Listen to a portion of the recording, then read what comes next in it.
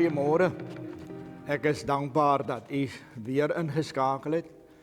Dankie dat u saam met my kan deel in die wonderlike boodskap van die Here. Ons staan stil by Jesaja 40. Ek wil graag die tweede vers lees. Bring vir Jerusalem die goeie tyding en sê vir hom, jou swaar kry is verby. Hy het geboet vir al sy sondes. Hy het van die Here die volle straf ontvang vir al sy sondes. Weet jy, ek dink een van die wonderlikste boodskappe, veral in die Nuwe Testament, is die boodskap van sondevergifnis. Die wonderlike dat die Here Jesus Christus gekom het en aan die kruishout het hy die straf vir al die sondes gedra.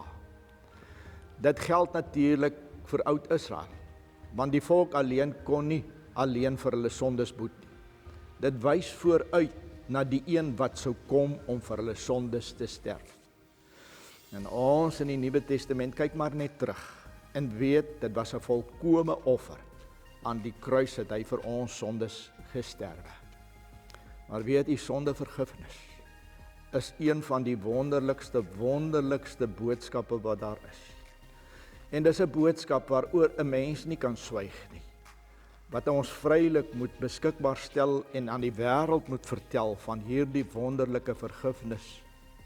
Charles Colston skryf in sy boek Loving God 'n wonderlike verhaal. Hy vertel die verhaal van die Siberiese gevangenskap in die tyd van die Tsaar.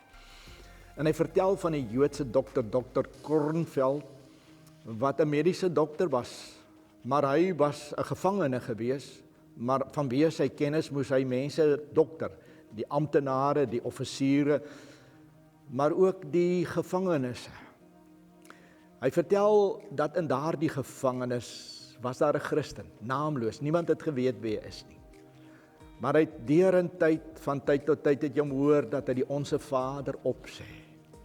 En een van die sinnetjies wat by Kornfeld vasgesteek het, was die woorde, vergeef ons skulde, soos ons ook ons skuldenaars vergewe. Eendag word een van die gevangenisowerste ingebring, uit 'n geweldige meswond opgedoen. Kornfeld moes na hom omsien, en terwyl hy met hom besig was, is daar 'n haat in sy binneste.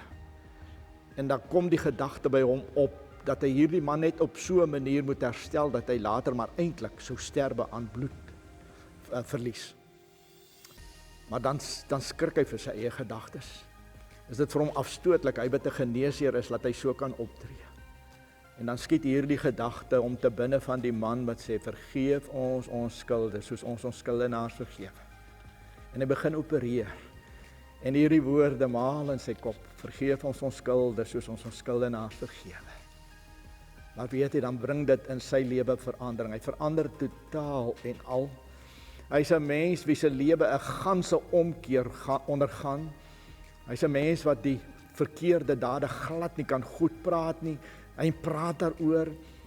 En selfs as een van die ordonnanse die kos van 'n sterwende persoon steel, dan verklaar hy hierdie ordonnans. Natuurlik, dit het hom hatig gemaak.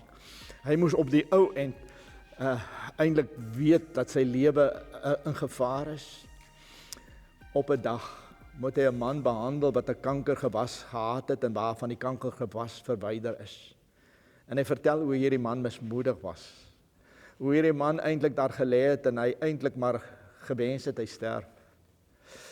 En dan besluit Kornfeld, hy gaan vir hierdie man sy verhaal vertel. En hy vertel vir hom. En hy vertel, vergeef ons skulde, soos ons skuldenaars vergewe, hoe belangrik dit is. Daardie selfde nag sluit iemand Dr. Kornfeld se kamer binne en slaat hom met 'n skerp voorwerp oor die kop. 'n Paar uur later sterf hy. Maar sy boodskap sterf nie. Want daardie gevangenes was Alexander Solzhenitsyn. En daardie persoon het hierdie boodskap in sy hart ingegrafieer. En hy het geleer om te vergewe. En hierdie man word op die ou end die baie bekende skrywer. 'n Man wat in sy boeke keer op keer die belangrikheid van vergifnis onderstreep. Kom, dis Kersfees. Kom ons maak dit 'n tyd waar ons elke moontlike ding wat teen ons gedoen word sal vergewe. En kom ons praat oor die belangrikheid van sondevergifnis. Met hierdie boodskap wil ek u die naweek instuur. Mag u op 'n besondere manier die teenwoordigheid van die Here belewe. Mag hy u seën. Totsiens.